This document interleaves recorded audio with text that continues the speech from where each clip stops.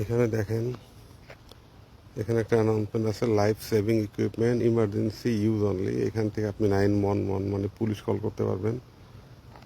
এখানে একটা বয়লার আছে এবং এইখানে একটা পার্ক আছে। এই পার্কটা হয়তো পরিচিত আমার, ওই পাশ থেকে হয়তো আমি চিনতে পারবো।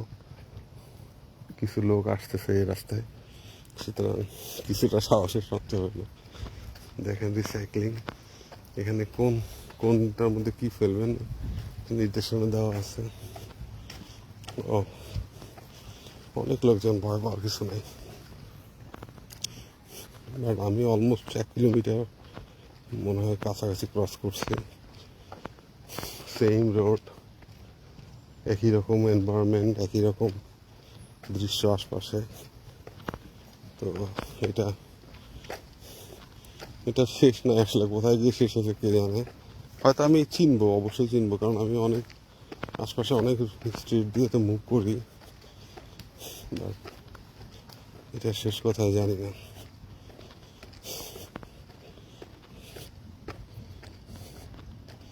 এখান থেকে আবার দুইটা রাস্তা দুই দিকে চলে গেছে।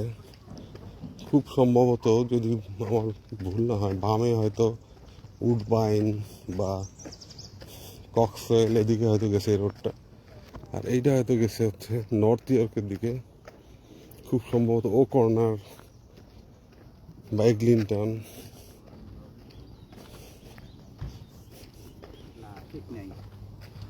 ও দেখেন কত সুন্দর একটা পার্ক। এখানে বিভিন্ন লোকজন হাঁটতে আসে এবং এখানে কিন্তু পিকনিকের স্পট। এখানে আপনার হয়তো পিকনিক করতে পারবেন, আপনি হয়তো $100 $200 দিয়ে আপনার সিটি থেকে পারমিশন নিতে হবে।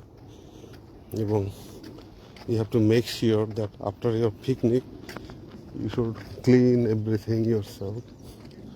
কোনো কিছুই আপনি রেখে দিতে পারবেন না, সব কিছুই সুন্দর করে, কোনো আপনি যেভাবে নোংরা করবেন ওইভাবে আপনার সুন্দর করে ক্লিন করে নিয়ে দিতে হবে, অথবা আপনি জরিমানা খাবেন। সুতরাং পেনাল্টি কেউ খাইতে চায় না, ডলার সবাই নিতেই চায়, কেউ দিতে চায় না। অনেক সুন্দর তো একটা ব্রিজ এখানে, ওইটার সাথে কানেক্ট করছে, কিন্তু ওইটা তো পাহাড়ের মতো অনেকটা উঁচু। দেখেন ওইখানে আসলেই উঁচু। এই যে একবার নেপালে একটা ঘটনা মনে পড়তেছে। নেপালে হাঁটতে হাঁটতে একটা এরকম রোড সাইডে, আমার জায়গাটা এক্স্যাক্টলি মনে নাই, কারণ আমি তো নেপাল আসলে এরকম ঘোরার উদ্দেশ্যে বা ভিডিওর উদ্দেশ্যে যাইনি। হঠাৎ করে হোটেল থেকে বের হয়ে সবাই ঘুমায়, আমি বললাম যে আমি এটা হাঁটতে হাঁটতে আমার যে কোনো অচেনা জায়গায় হাঁটতে আমার ভীষণ ভালো লাগে। তো হাঁটতে হাঁটতে একটা পার্কের কাছে গেলাম, ভীষণ সুন্দর একটা পার্ক। আমার ছবিও আছে, ফেসবুকে পোস্ট করছি ছবিগুলো, হয়তো ওইটা ওই পোস্টগুলো দেখলে বুঝতে পারবো যে ওই পার্কটা কোথায় বা কী নাম। এই জন্য পোস্ট করে রাখি যে এটা পরবর্তী যাতে খুঁজে পাওয়া যায় যদি কখনো দরকার হয়, কারণ ছবি আপনার মোবাইলে থাকলে অনেক সময় ডিলিট হয়ে যেতে পারে, মিসিং হতে পারে। ফেসবুকে রাখলে অনেক সময় ফেসবুক ফিরিয়ে দেয়। ওই দেখেন সিঁড়ি, এখান দিয়ে ব্রিজ পার হয়ে আপনি ওই সিঁড়ি দিয়ে উঠতে পারবেন, কিন্তু এখানে একা যাওয়া, এখানে অনেকটা কমফোর্ট, কিন্তু এখানে যাওয়াটা খুব একটা আমি খুব সাহস পাইতেছি না। তো ওই পার্কে আমি দেখলাম যে খুব সুন্দর একটা পার্ক। আমি পার্কের গেটে গেলাম, দেখলাম যে তেমন লোকজন নাই, আমি ঢুকে গেছি। ঢুকে গিয়ে পার্কে ঘুরলাম, দেখলাম অনেক লোক ভিতরে, গেটের কাছে খুব একটা লোক নাই। তো আমার ঘোরাঘুরি শেষ, আমি ছবিও তুললাম, একটা লোককে রিকোয়েস্ট করে এখানে ঘুরতে আসছে। আপনি ক্যানাডাতেও যদি কেউ ফ্রি থাকে আশপাশে স্টেশনে বাসের অপোজিট সিটে বসা, আপনি রিকোয়েস্ট করলে অনেক সময় ছবি তুলে দেয়, জানে যে এখানে অনেকে সিঙ্গেল ঘুরতে আসে। তো যাই হোক, ছবি তুলে দিল। আমি বেশ খানিকটা প্রায় 30-35 মিনিট ঘুরলাম, ছবি তুললাম, সবগুলো দেখলাম। দেন বের হয়ে যখন আসবো, তখন হঠাৎ করে গেটের চোখ পড়লো যে এখানে টিকিট মূল্য $100। তার মানে আমি ভাবছিলাম যে এটা মনে হয় ফ্রি, বাট ওটা আসলে টিকিট মূল্য $100 ছিল, নেপালি রুপিস। মানে ওইটা হয়তো বা আমাকে কেউ যখন আমি গেটে ঢুকে হয়তো কেউ নোটিস করে নাই বা ভাবছে ওদের কেউ স্টাফ হবে, এরকম হতে পারে।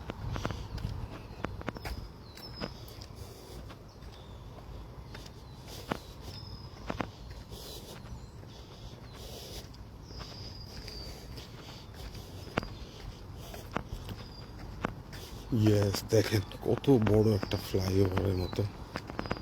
এটা সম্ভবত ফ্লাইওভারই হবে, ফুটওভার হওয়ার কথা না, কারণ এখানে একটা সুন্দর একটা ঘর দেখতে পাচ্ছি রেস্ট হাউসের মতো। হয়তো এটার নিচে কোনো মেট্রো স্টেশন থাকতে পারে, এখান দিয়ে হয়তো কোনো এন্ট্রান্স অ্যাক্সেসের কোনো ব্যবস্থা হয়তো আছে।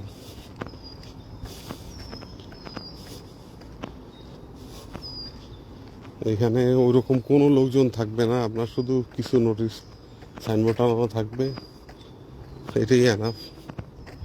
এই দেশে রুলস ভায়োলেশন করার মতন খুব একটা সাহস কেউ দেখায় না। দেখেন কোনো দরজা এদিকে দেখতে পাচ্ছি না, না এদিকে কোনো দরজা নেই, সম্ভবত ওই পাশে দরজা আছে, বা দরজা কি কোনো সিকিউরিটি লক করা কিনা। দেখেন ফ্লাইওভারটা,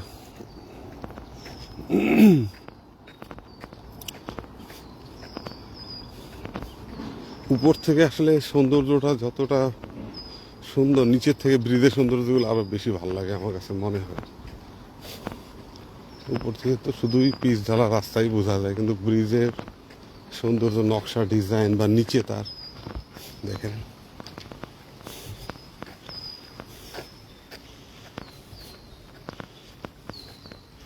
জানি না ক্যামেরার চোখ দিয়ে কতটা সৌন্দর্য উপলব্ধি করা যায়, বাট দেখেন।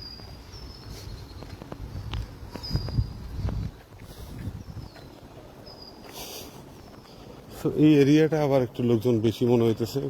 মাঝখানে একদমই কোনো পেডেস্ট্রিয়ান ছিল না, এখন দেখতেছি কিছু লোকজন এখানে আছে।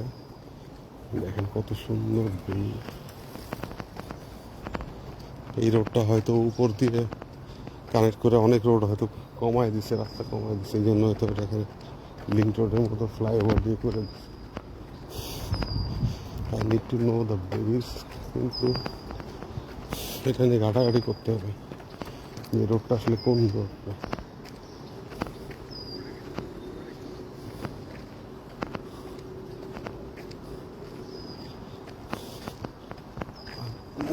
কিছু কিছু বিল্ডিং আছে একই রকম মনে হয়। আপনি যদি কোনো বিল্ডিং থেকে যদি কোনো বিল্ডিং চিনেন যে এই বিল্ডিংটা এরকম, হয়তো দেখা যাবে একই রকম বিল্ডিং একই রকম ইন্টারসেকশন অনেক এরকম একাধিকবার আসতে পারে।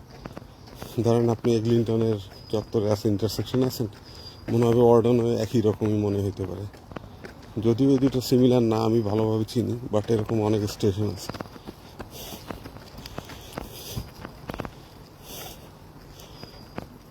আমার ধারণা ম্যাক্সিমাম ক্যানাডিয়ানরা দৌড়ায়, সকালে হোক, দুপুরে হোক, রাত্রে হোক, তারা দৌড়াবেই। খুবই কম পার্সেন্টেজের লোক আছে যারা দৌড়াদৌড়ির উপরে আস্থা হারাই ফেলছে, বাট আমার মনে হয় যে 90% মানুষ। Thank you. Hello, morning sir.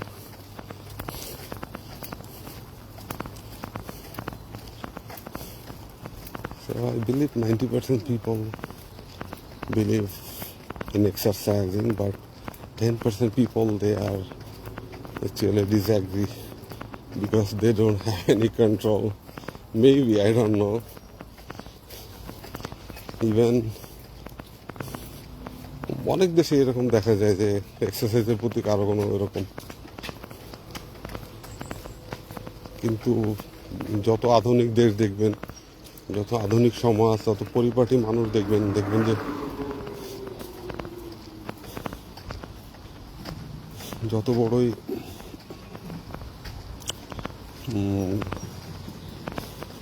সবাই এক্সারসাইজ করে, এটা আমি বিশ্বাস করি। প্রত্যেকটা সাকসেসফুল মানুষ তারা এক্সারসাইজ করে, কারণ এক্সারসাইজ মানে হচ্ছে আপনি যেমন কুঠারে ধার দেয় ওইরকম অনেকটা, কারণ এক্সারসাইজ না করলে আপনার বডি পার্টসগুলো দুর্বল হবে, এটাই স্বাভাবিক। আপনার চোখের পাওয়ার, আপনি দীর্ঘ সময় মোবাইল দেখেন, সেই মোবাইল থেকে যদি আপনি অন্তত 30 মিনিট নিজেকে দূরে রাখতে পারেন এবং এক্সারসাইজে সময় দিতে পারেন, দেখবেন অটোমেটিক্যালি আপনার চোখের পাওয়ার, আপনার মাসেল পাওয়ার বাড়বে।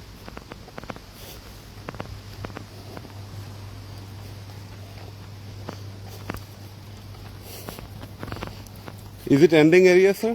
Pardon me? Ending area? Well, no, this is just where I stop and turn around. Okay. Other people go a lot further. Well, what is the name of the nearest road, like street Probably or from here, Don Mills. Don Mills? Yeah. Oh, I know. And then further back, it's Woodbine. Yeah, Woodbine I know very well. I'm living there, Nankusen Palace. Oh. I know, I live further down. So this is Don Mile, right? Pardon me? Don Mile. Don Mile station. Very close from here. Yeah, I'm not sure where it is. Thank you, sir. I know where Dawes Road and Danforth are. Thank you for your fine. kind information. Anyway, have a good walk. You too. এখন আর যাবো না, কারণ ডন mile বলছে আমার তো কাপাকাপি শুরু। ডন mile কিন্তু অনেক দূর, যদি ওদিক দিয়ে মেইন রোড দিয়ে আসেন তো অনেক রাস্তা পাওয়া। আর সাহস করলাম না আজকে, তবে অবশ্যই নেক্সট একদিন যাব। আমি একজন মানুষের মনে হলো সাইকেলিং করে যাইতেছিল, মনে হলো বাঙালি, আমি চিনি মনে হয়, তার জ্যাকেটটা পরিচিত লাগতেছিল। আর সে খুব দ্রুত ক্রস করছে, যে তার সাথে ডাক দেওয়ার সুযোগ পাইনি। তো এই ভদ্রলোক আবার ব্যাক করতেছে, আমিও ব্যাক করি, কারণ অনেকটা রাস্তা হাঁটছি, অলমোস্ট 13। আমাদের সাথে লাইভে যুক্ত আছেন বাপ্পি সে, নয়ন কাকা মনে হয় এখন নাই, সাবিরুল ইসলাম, আর কে আছেন? যদি কোনো কোশ্চেন থাকে করতে পারেন, any open ended or close ended question, I am here to answer you.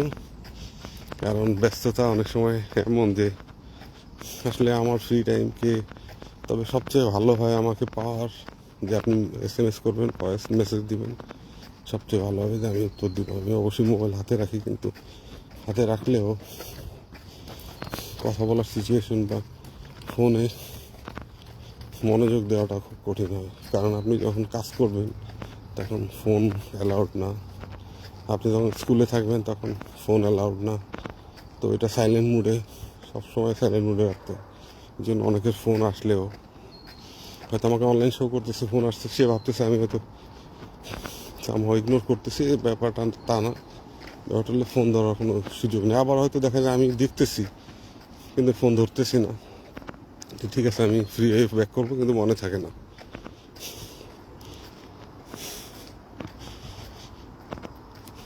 ওকে, ব্রিজটা খুব একটা নতুন না মনে হয়, কিছু রড দেখা যাইতেছে বের হয়ে গেছে, তার মানে ব্রিজটা অনেক পুরনো, বাট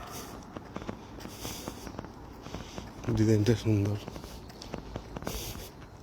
হয়তো শুধু কয়েকটা পিলার দিয়েও ব্রিজটা করতে পারতো, কিন্তু এখানে একটা সুন্দর একটা রেইনবো শেপ দিয়ে জিনিসটাকে একটা ওয়েলকামিং একটা এনভায়রনমেন্ট ক্রিয়েট করছে, এটা খুবই ভালো লাগছে। এখানে চাইলেই তারা হয়তো এরকম কটা পিলার বাসের মতো খাড়া করে দিতে পারত।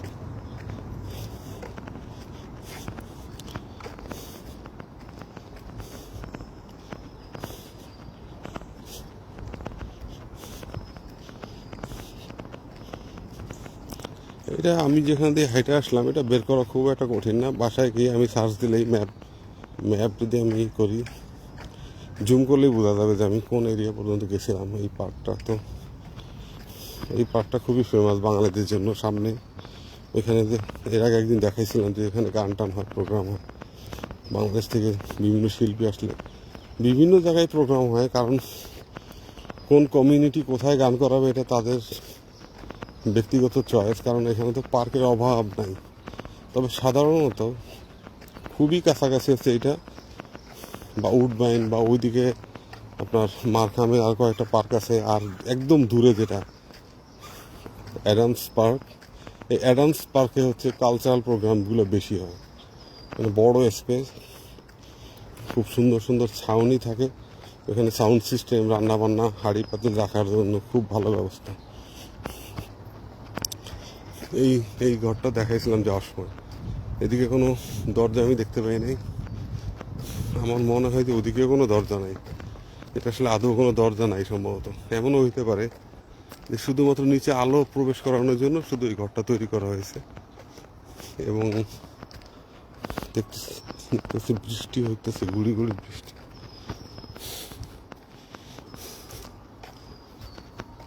টেইলার গ্রিক পার্ক হচ্ছে এই যে সোজা আমাদের বাসার দিকে যে টেইলার গ্রিক পার্ক, এটা হচ্ছে স্ট্যান ওয়ার্ডলো পার্ক। এই পার্কের কখনো নাম শুনি নাই।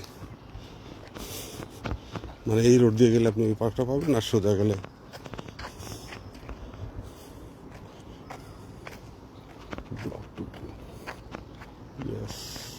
Taylor Greek park, গ্লেনউড crescent.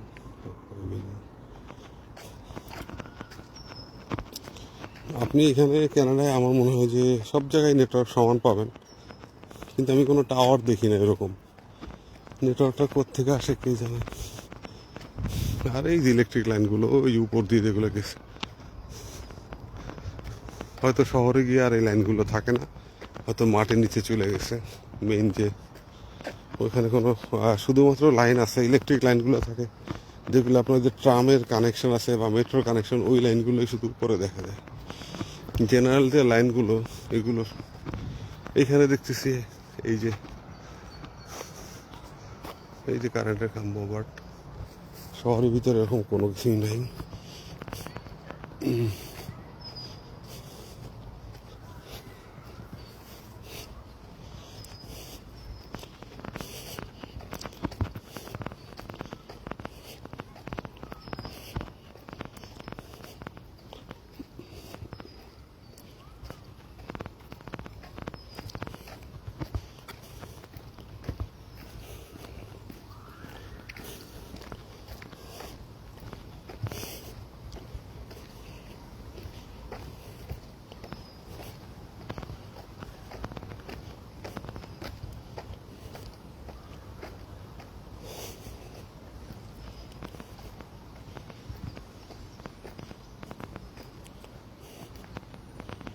আপনি এই দেশে কাউকে ফ্রেন্ড বলতে পারবেন, স্যার বলতে পারবেন, ডুড বলতে পারবেন, হাই দেয়ার বলতে পারবেন।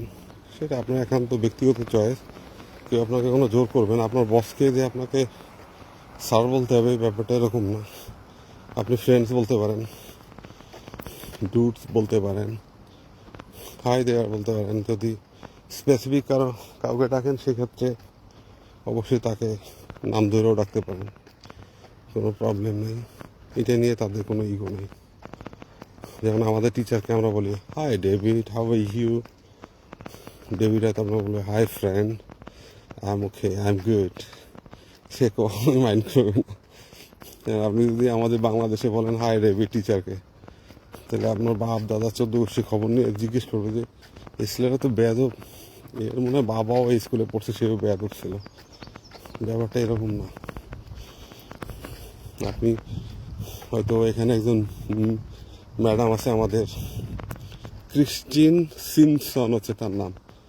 আমরা হয়তো তাকে বললাম hello Christine, hello miss Christine.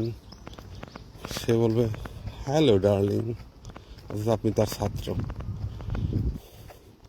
আপনি অবাক হয়ে যাবেন যে সে আপনাকে ডার্লিং ডাকতেছে।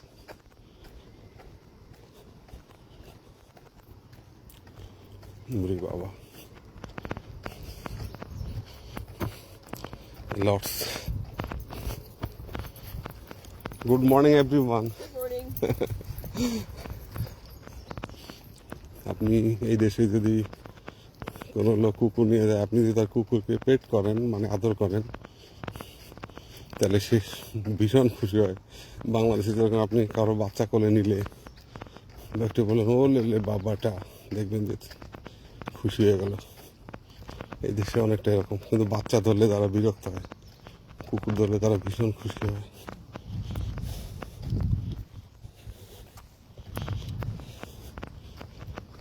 তো আপনি এখানে ইগোর কোনো সমস্যা নাই এই দেশে। আপনি টিচারকে হানি বলতে পারবেন, হাই হানি। টিচারকে আপনি ডাকবেন হাই হানি, টিচার বলবে হ্যালো। আপনি যে মুডে থাকবেন সেও ওই একই মুডে থাকার চেষ্টা করবে, তার মুড কখনো অন্যরকম হবে না যে সে খুব মন খারাপ, আপনি এটা অন্যায় করছেন আপনাকে সে একটা ধমক দিচ্ছে, সাধারণত দেয় না, খুবই কম। কিন্তু যখন কোনো কিছু অন্যায় করবে তখন সে ধীরেই বলবে ডোন্ট ডু দ্যাট, খালি এতটুকুই বলবে, কিন্তু তার স্মাইলিং ফেস থাকবে সবসময়। বাট আপনি বুঝতে পারবেন যে আপনি অনেক বড় অপরাধ করে ফেলছেন, আপনার কাছে মনে হবে যদি আপনার সেই রিয়েলাইজেশনটা থাকে। আর যদি মনে করেন যে সে বলছে don't do that, it's okay, এটা কোনো বড় কোনো অ্যাটম বোমা না, কিন্তু এটাই একটা অ্যাটম বোমা।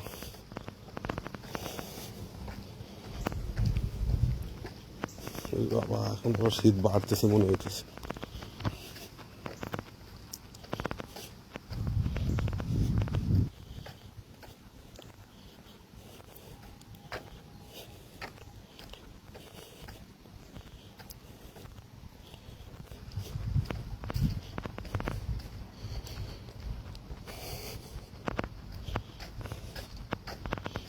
তো কেউ যদি হাঁটার জন্য কোনো জায়গা খুঁজে না পায়, তার জন্য এই পার্কটা খুবই খুবই সুন্দর একটা জায়গা আমি মনে করি। কারণ এখানে কোনো রকম কোনো নয়েজ নাই, কোনো পলিউশন নাই, কোনো ট্রাফিক নাই, কিচ্ছু নাই। এখানে এখানে একান্তই আপনি,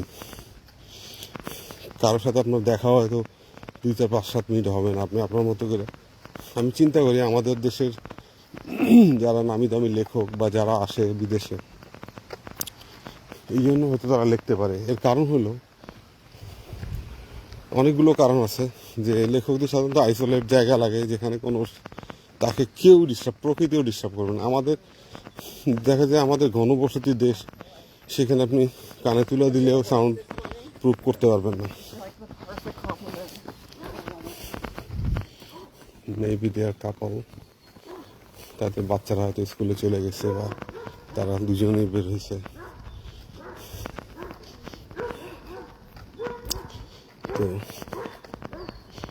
এই সমস্ত জায়গায় আসলে লেখা বা প্রকৃতির সাথে থাকলে তার কবিতা লেখা মনে হয় ভীষণ সুবিধা হয়। আমার খুবই আফসোস হয় যে এখনকার যুগে যদি হুমায়ুন আহমেদ বা আমাদের দেশে যারা নামি দামি লেখক, তারা যদি এখনকার যুগে থাকতো, এখন লেখা অনেকটাই সহজ, আপনি মুখে বললেই লেখা হয়ে যায়, এবং অনেকে হয়তো এআই এর সহযোগিতা লেখে, যেটা কিছুটা অন্যায়। যদি তার চিন্তা চেতনা যদি নিজস্ব না হয়, সব কিছুই যন্ত্র নির্ভর হয়, তাহলে এক সময় দেখা যায় যে জসিমউদ্দিনের মতো,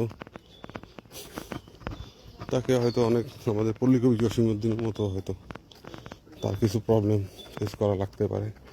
সেটা অনেক বড় ব্যাখ্যা আজকে না বলি। And I'm getting the same sound, but no birds here. Oh my god, একটা কচ্ছপ দেখেন, দেখেন একটা কচ্ছপ, সে রৌদ্র বহাইতেছে। এটা যাওয়ার সময় ছিল কিনা জানি না, এই যে আমার দিকে তাকায় আছে। এটা কোত্থেকে আসলো দেখেন, এতটুকু একটু বরফ শীতল জায়গা, এখন তো বরফ নাই, বাট সে হয়তো মাটির নিচে ছিল এতদিন। এই রৌদ্র তাকে আবার জানান দিছে যে এখন সামার, আসো বাইরে আসো।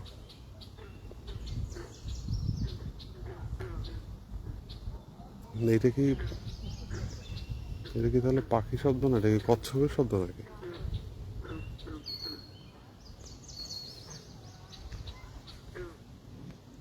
সে কিন্তু একদমই, তার কোনো টেনশন নাই। সাবিরুল ইসলাম ইজ ওয়াচিং। সাবিরুল কেমন আছেন? বাপ্পি শেখ, বাপ্পি শেখ আমাদের কুশলার গর্ব, ভীষণ হ্যান্ডসাম একজন মানুষ, ভীষণ আপডেটেড।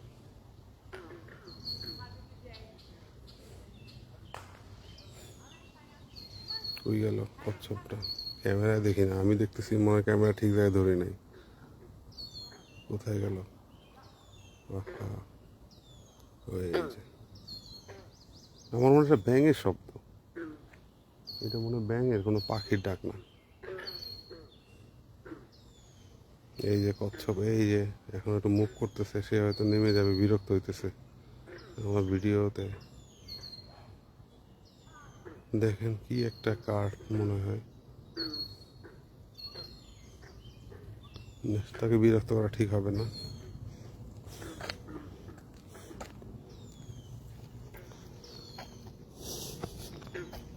কারণ সবাই স্বাধীনতা চায়। কচ্ছপও নাকি একসময় স্বাধীনতা চাইছিল এবং সে বলছিল এত শক্ত একটা খোলস, এটা আমার জন্য একটা যন্ত্রণার। পরে নাকি দেখা যায় যে সে খোলস ছাড়াই সে বাইরে বের হয়ে আসলো এবং অনেক প্রাণীই তাকে আঘাত করার সুযোগ পেল, কারণ এখন তো তার খোলসটা নরম। তো সে আবার চিন্তা করলো যে না, আমি খোলসেই তো নিরাপদ আছি।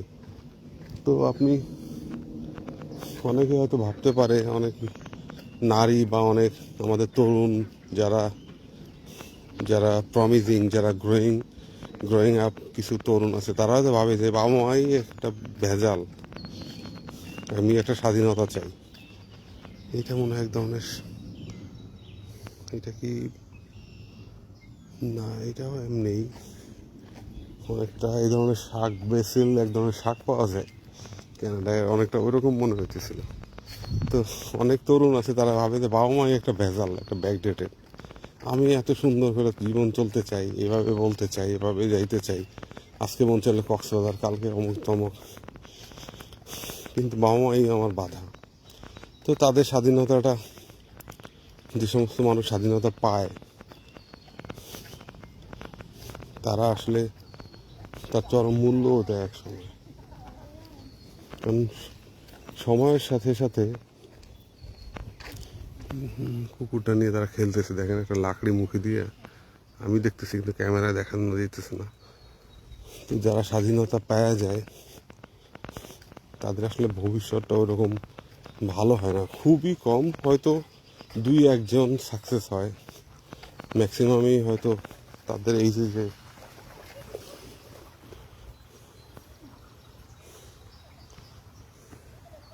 কুকুরটা পানিতে নামলো কেন বুঝলাম না। সে পানি খেতে চায়, এই জন্যই নামছে।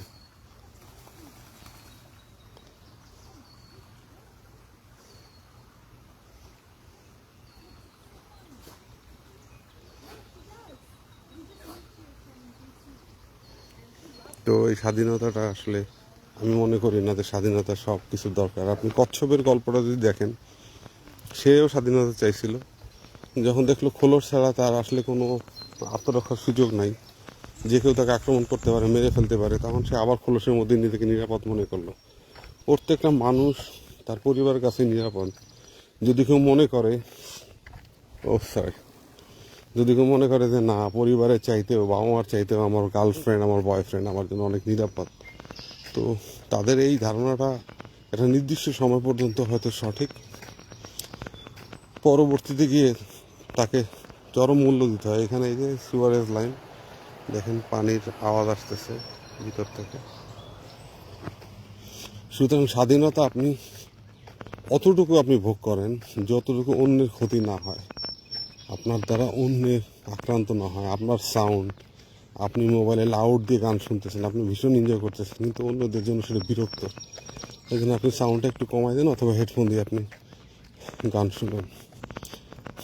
আপনি হয়তো জোরে গাড়ি চালাইতেছেন, আপনার সামনে পিছনে দুইজনে আনইজি ফিল করতেছে, নিরাপদ বোধ করতেছে না, কারণ আপনি যদি ব্রেক করেন সেটাও বিপদ, আবার সামনে কাউকে হিট করতে পারেন, কারণ তার স্পিড লিমিট হয়তো 40 বা 50, কিন্তু আপনি চালাইতেছেন 80 বা তার চেয়েও বেশি গ্রামের রাস্তা, যেখানে আপনার নিজের উপরেও নিজের নিয়ন্ত্রণ নেই, নিজে তো মরবেনই, অন্য কেউ মরবেন। সুতরাং এটা কোনো স্বাধীনতা না। স্বাধীনতা হচ্ছে ওয়েল ব্যালেন্স একটা ব্যাপার। আপনি চাইলেই আপনার টেবিলে 10 প্লেট খাবার আছে, আপনি খাইতে পারবেন না, এটা কোনো স্বাধীনতা না। আপনাকে অবশ্যই ডায়েট চার্ট, আপনি কতটুকু ক্যালোরি খাবেন, কতটুকু বার্ন করবেন, এটা হচ্ছে স্বাধীনতা। কিন্তু আপনি খাইলেন পুরি, সিঙ্গাড়া, হাবি জাবি, রাস্তার পাশের দোকানে চা খেয়ে টেয়ে একদম একাকার, আপনি হার্টের অসুখ নিয়ে গেলেন ঢাকা মেডিকেলে, গিয়ে আপনি এখানে 1 গাদা টাকা দিলেন, চিকিৎসা পেলেন না, ডাক্তার নামে অভিযোগ করলেন, ভাঙচুর করলেন। অথচ আপনি চাইলে আপনাকে নিজেকে you can keep fit yourself, সুন্দর একটা ডায়েট, আপনি একটা ফ্রুটস বা একটা সবজি বা একটা শাক জাতীয় সবজি প্রতিদিন আপনি যদি খান নিয়ম করে, আপনি আপেল যদি প্রতিদিন না খাইতে পারেন, আমাদের দেশে প্রচুর টমেটো পাওয়া যায়, কেউ টমেটোর জন্য পাগল না, আপেলের জন্য হয়তো অনেকে পাগল। এই দেশে কিন্তু অনেক ফ্রেশ আপেল পাওয়া যায়। আমি আসলে অনেক কিছু ছবি দেখাই না অনেক ফ্রুটসের, কারণ সব কিছুই সোশ্যাল মিডিয়ায় দেওয়া বয়সের সাথে আমার আসলে যায় না। অনেক কিছু দেই, কারণ এটাও অনেকে ডিসএগ্রি করে যে এগুলো তো এই বয়সে। তারপর মানুষকে যদি কোনো ইনফরমেশন দেওয়া যায়, সেটা হচ্ছে আসলে মূল টার্গেট। আসসালামু আলাইকুম। ওয়ালাইকুম আসসালাম। নিপা কেমন আছে? নিপা যেমন ভালো ভালো রান্না করে প্রতিদিন। বাবা, এত মানুষ কই পায় নিপা? সবাই কি মেহমানদের জন্য নাকি নিজেদের জন্য?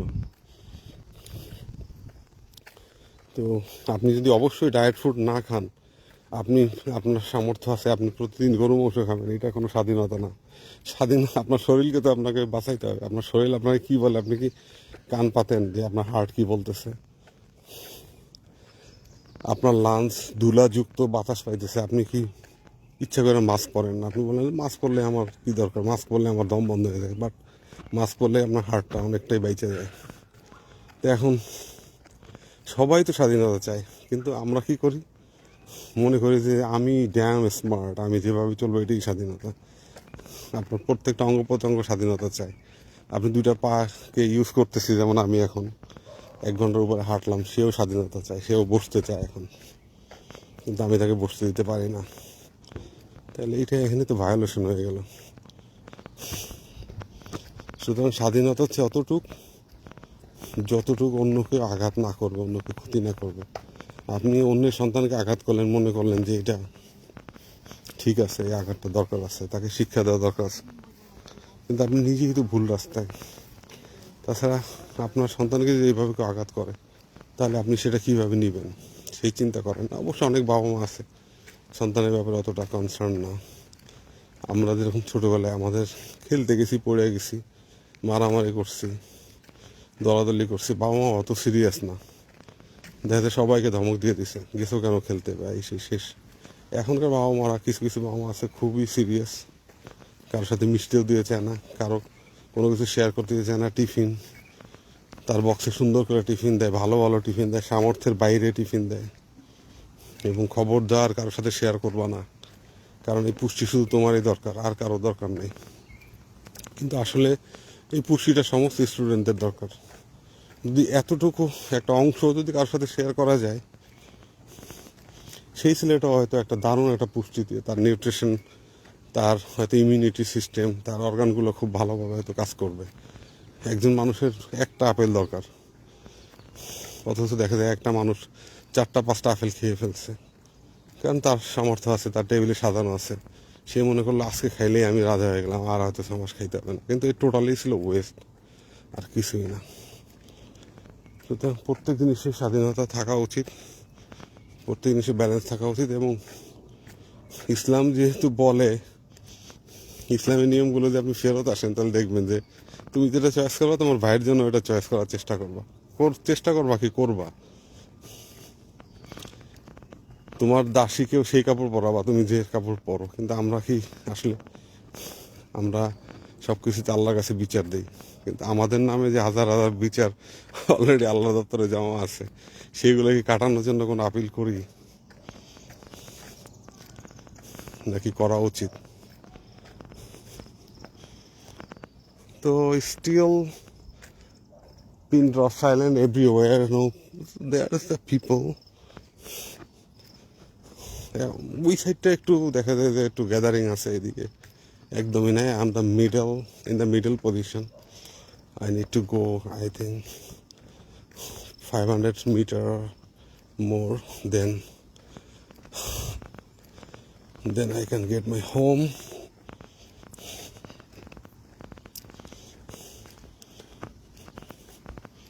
এমন মানে মাঝে মাঝে শরীরের মধ্যে ঝাঁকি দেয়, মনে হয় যে শীতল একটা বাতাস, এবং দেখেন মনটা কিন্তু অনেক চঞ্চল হয়ে ওঠে এই জঙ্গল আসলে। কারণ মনে হয় কি যে আমি মনে হয় রাজা, আমি মনে হয় সিংহরাজ এইখানে। কিন্তু যখন আপনি রোডে যাবেন, তখন মনে হয় যে আমি কেউই না, আমি মনে হয় যে কোনো একটা বিপদের মধ্যে দিয়ে যাইতেছি। মানে আই এম নাথিং। এখানে আপনাকে মনে হচ্ছে আই এম এভরিথিং। এই ফিলিংসটা এই জন্যই মনে হয় প্রকৃতি জঙ্গলগুলো মনে হয় এই জন্যই আল্লাহ সৃষ্টি করছে। এবং অফকোর্স এটা অক্সিজেন ফ্যাক্টরি, বিশুদ্ধ অক্সিজেন। আপনি যত বড় নিঃশ্বাস নিতে পারেন ততই আপনার মন আরও প্রসারিত হবে। এবং শ্বাস প্রশ্বাস এই এই এই সিস্টেমটা আপনার রক্তে অক্সিজেনটা মিশবে এবং সার্কুলেশন ভালো হবে, আপনার ইমিউনিটি বাড়বে, মানে আপনার রোগ প্রতিরোধ ক্ষমতাটা বাড়বে। এই জন্য বুক ভরা নিঃশ্বাস নেবেন। যদি ভালো বাতাস পান, ফ্রেশ এয়ার, সেখানে শুধু বসবেন না। অনেকে দেখা যায়, খুবই সম্মানের সাথে বলি, অনেকে দেখা যায় খুব সুন্দর একটা পরিবেশে গেছে গিয়ে Yeah. ভালো অক্সিজেন বা সুন্দর ওয়েদার, সে গিয়ে ওখানে সুন্দর একটা সিগারেট ধরায় সে সুখে টানতেছে আর বলতেছে ও হোয়াট এনভায়রনমেন্ট, কিন্তু সে কিন্তু এখানকার 12টা বাজাইতেছে। এই যে আমি বলবো যে নির্বোধই বলবো, যদিও তারা কষ্ট পাবে।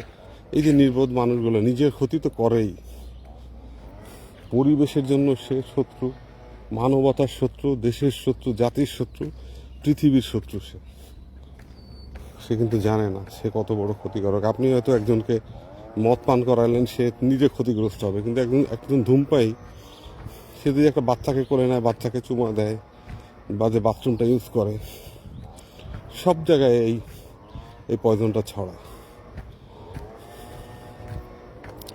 সে একজন টেরোরিস্ট, কোনো সন্দেহ নাই, কিন্তু এটা তারা মানতে চায় না।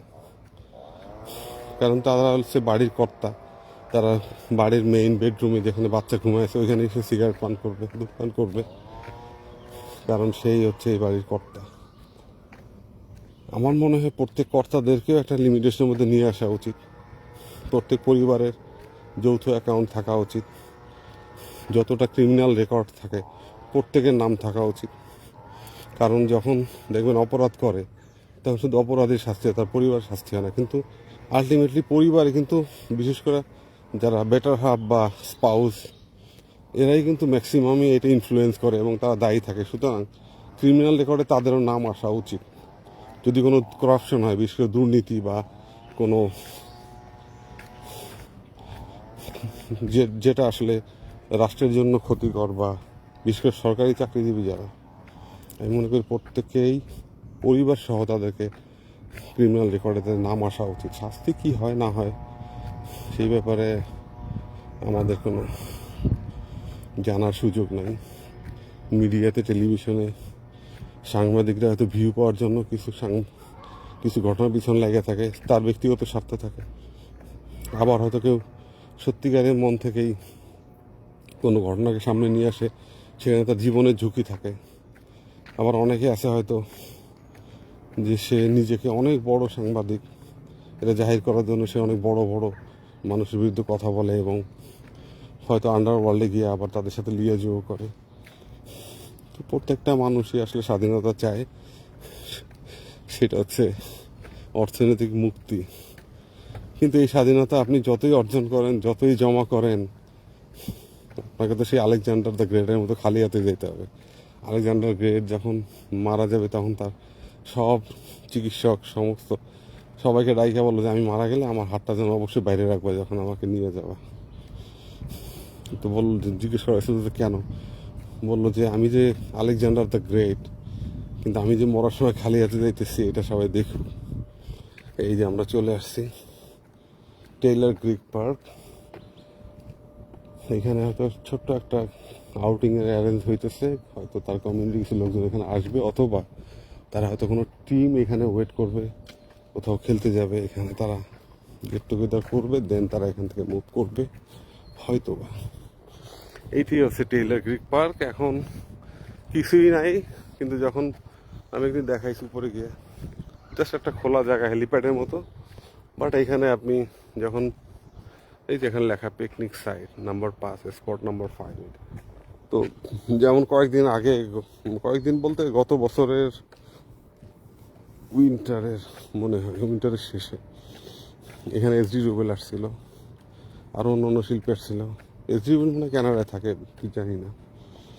তো এখানে বাঙালি কিছু কমিউনিটি আছে, কিছু অ্যাসোসিয়েশন আছে, তারা এই অ্যারেঞ্জার তারাই আনে এবং তারা বিভিন্ন সময় ফেসবুকে দেয়, বিভিন্ন রাস্তায় হয়তো কোনো একটা দোকানের একটা ছোট্ট একটা জায়গায় একটা ব্যানার টানায়। তো এইটা আপনার চোখে পড়লে হয়তো আপনি জানবেন, নাহলে আপনি জানতেও পারবেন না যে কী হইতেছে, কোথায় কী হইতেছে। হয়তো বাংলাদেশ থেকে সবাই জানে, কারণ যারা আসবে তারা হয়তো ফেসবুকে এসে বলতেছে যে প্রিয় ভাই সব, আমাকে পাওয়া যাবে অমুক জায়গায়, আমি গান করতে যাচ্ছি, আমার জন্য দোয়া করবেন। আল্লাহর কাছে, মানে আল্লাহর কাছে দোয়া চায়, আপনাদের কাছে দোয়া চায়। সে গান করতে আসতেছে, ডান্স করতে আসতেছে, আল্লাহ যেন তাকে নিরাপদে এখানে নিয়ে আসে। তো এইরকম অনেকেই দোয়া, অনেকে বলে আলহামদুলিল্লাহ, অনেকে বলে সুবহানাল্লাহ, অনেকে বলে লা ইলাহা ইল্লাল্লাহ, অনেকে বলে আস্তাগফিরুল্লাহ। এখন সবাই তো আসলে স্বাধীন, কে কি বলবে। সে গান গাইতে আসতেছে, আল্লাহর কাছে দোয়া চাইতেছে। আল্লাহ নাকি তাকে বলছে যে হ্যাঁ তুমি দোয়া চাও, তুমি গান গাইতে, তুমি যেন ভালো গান গাইতে পারো। ওই দিন দেখলাম একজন বলতেছে যে আল্লাহর কাছে অনেক শুকরিয়া যে সে আমার এই সিনেমাটা করার সুযোগ দিচ্ছে, আল্লাহ তাকে সুযোগ দিচ্ছে সিনেমা করার। এই যে একটা mobile washroom, basically for senior citizen, যাদের কন্ট্রোল খুবই কম, তারা হয়তো এখানে। এবং ওইখানে একটা ফিক্সড ওয়াশরুম আছে, ওই দেখেন চেঞ্জিং রুম আছে, একদমই এক পাশে মেল এক পাশে ফিমেল, মানে এখানে কোনো ক্লাস হওয়ার কোনো সুযোগ নাই, রাস্তাটাই একদম ভিন্ন। অনেক জায়গায় দেখা যায় যে এক ডান পাশে মেল, বাম পাশে ফিমেল। তো আর এই কিছু কিছু সিম্বল নকল করে বাংলাদেশে বা অন্য দেশে দেখি। এই যে মেল ফিমেল যে একটা চিহ্ন, এটা অনেকটাই কাছাকাছি, এটা অনেকে ধরতে পারে না এবং অনেকে দেখা যায় যে ভুল রুমে ঢুকে যায়। তো আমার কথা হচ্ছে, যে দেশের মানুষ সিম্বলটা বুঝে না, পুরুষ মহিলা বুঝে, সুন্দর করে তার পাশে পুরুষ মহিলা লিখলেও তো আরও সুন্দর হয় না জিনিসটা, তাহলে আর কোনো ক্লাস অবশ্যই নেই। এই যে হচ্ছে ম্যাপল লিফের পাতা, মানে গাছ। এই যে আস্তে আস্তে এটা মনে হয় অনেক লেটে ফুটতেছে এবার, কারণ এবার সামার আসছে অনেক লেটে। দেখেন প্রকৃতিও পিছিয়ে যেতেছে। এই যে আস্তে আস্তে এটা লাল, যখন একদম রক্ত লাল পাতাগুলো হবে তখন ভীষণ সুন্দর লাগবে। এখানে মনে হয় যে ফাগুন হাওয়ায় হাওয়ায় করে ছিঁচে গান। এই বিল্ডিংটা আমি চিনি, এটা সম্ভবত বেলা না কি যেন টাওয়ারটার নাম। এরপর দিয়ে একবার গেছি এখানে, জাস্ট এই যে বরাবর হচ্ছে। হ্যাঁ, এরপর বিল্ডিংয়ের পরে আছে মেইন স্ট্রিট।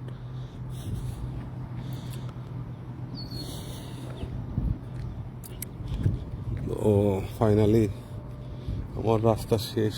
প্রত্যেকটা দুঃখেরই একটা সময় শেষ হয়, কিন্তু আপনাকে ধরতে হয়, হাঁটতে হয়। আপনি মাঝ রাস্তায় গিয়ে হাঁটা বন্ধ করলে সে রাস্তা আসলে শেষ হয় না।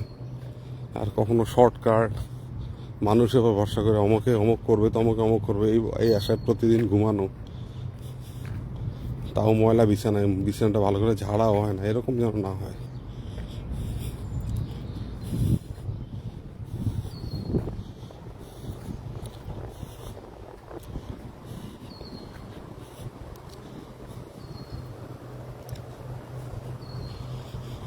এইটা হচ্ছে আধুনিক শহর, ওটা হচ্ছে আধুনিক বন।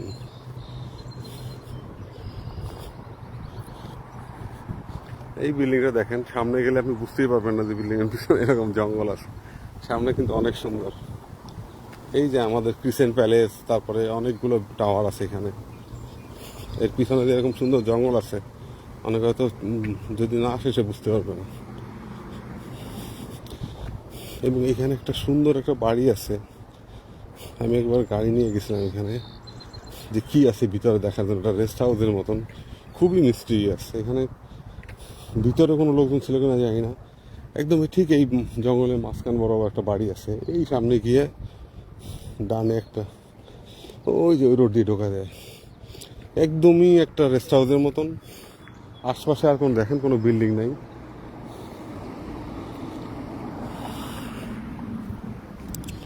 তো আধুনিক শহর আবার দেখাবো।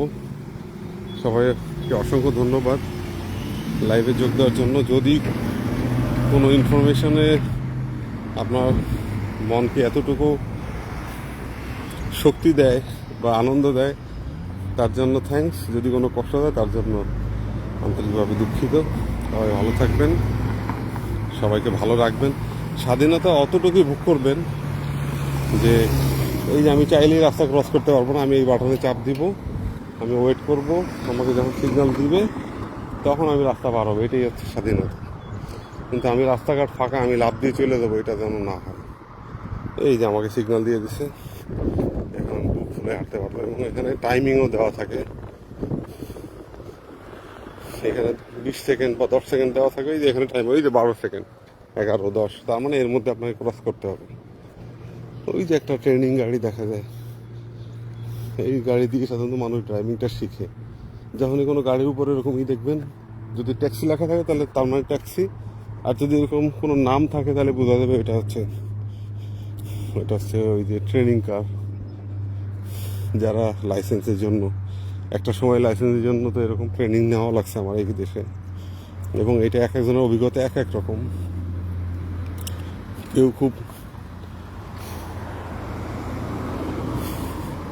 কেউ খুব ভালো ড্রাইভিংয়ে, আবার কেউ দেখা যায় পরীক্ষা ভালো, পরবর্তীতে খারাপ, কেউ অনেক রাফ চালায়। এখানেও কিন্তু এই রোডেও কিন্তু আপনার 40 হচ্ছে ম্যাক্সিমাম স্পিড, অনেকে দেখা যায় 50 চালায়। কিন্তু আপনি দুর্ভাগ্যবশত দেখবেন যে ডানে গিয়ে পুলিশের গাড়ি হয়তো আস্তে করে দাঁড়ায় আছে। যদি আপনার কপাল খারাপ হয় তাহলে তো আপনি টিকিট খাবেন। আপনাকে থামায় আপনাকে বলবে যে তুমি গাড়িতেই চুপচাপ থাকো, তোমাকে নামতে হবে না, তুমি শুধু লাইসেন্সটা দাও, এই দাও সে দাও, নিয়ে যাবে গিয়ে ওরা রেকর্ড চেক করবে আপনার। ওদের সাথে আর কোনো কথা বলার আপনার সুযোগ নেই। আপনি গাড়ি থেকে নাইমে যদি ওদের দিকে মুভ করার চেষ্টা করেন, আপনাকে গুলিও করতে পারে। ওরা হয়তো বলবে যে আপনি কোনো রকম কোনো ডেঞ্জার অ্যাকশনের দিকে যাচ্ছিলেন, এই জন্য গুলি করে দিচ্ছে। কানাডা স্টেটে এরকম নাই, এরকম কেউ দুঃসাহস করে না। তো দেন আপনাকে এই যে একটা গাড়ি, এরা হচ্ছে আরও ডেঞ্জারাস। এই দেখেন, এই যে এরা হচ্ছে পুলিশ এসে ডেঞ্জারাস। আপনি এখানে একটা গাড়ি পার্কিং করছেন, ও গাড়ি থেকে নামে আপনার গাড়ির ছবি তুলে একটা জরিমানা $120। কেন? এই যে ফায়ার হাইড্রো, আপনি এখানে গাড়ি কেন পার্কিং করছেন, $200 জরিমানা। আপনি আপনার বাসার সামনে তেরা বেঁকা করে পার্কিং করে রাখছেন, তাতেও জরিমানা করতে পারে যে আপনি বেঁকা করে কেন পার্কিং করলেন। এটা হচ্ছে স্বাধীনতা। তো এই দেশে সবচেয়ে ভয়ঙ্কর হচ্ছে এই পার্কিং এনফোর্সমেন্ট আর হচ্ছে পুলিশ হচ্ছে কোনো ক্রিমিনাল অ্যাক্টিভিটিস, আর পার্কিং হচ্ছে আপনার যেখানে আপনি গাড়ির নির্দিষ্ট যেখানে অনুমোদন আছে সেখানে শুধু রাখতে পারবেন। এবং দাগ দেওয়া আছে, দাগেরও কিছু মেজারমেন্ট আছে। যখন এই আমরা গাড়ি চালানো শিখছি বা যারা শিখে তাদেরকে বলা হয় যে পার্কিংটাও করবে একদম মিডলে, যেন অন্যটা গাড়ি তোমার পার্কিংয়ের দ্বারা কোনোভাবেই কোনো ঝামেলার সৃষ্টি না হয়। এবং যখনই আপনার ছোটোখাটো সময়ের জন্য পার্কিং করবেন, ইমার্জেন্সি চালায় রাখতে পারেন লাইট, কিছুটা হয়তো আপনাকে সেটা সাপোর্ট দিবে। এটাই হচ্ছে আমাদের পার্কিংয়ের এরিয়া।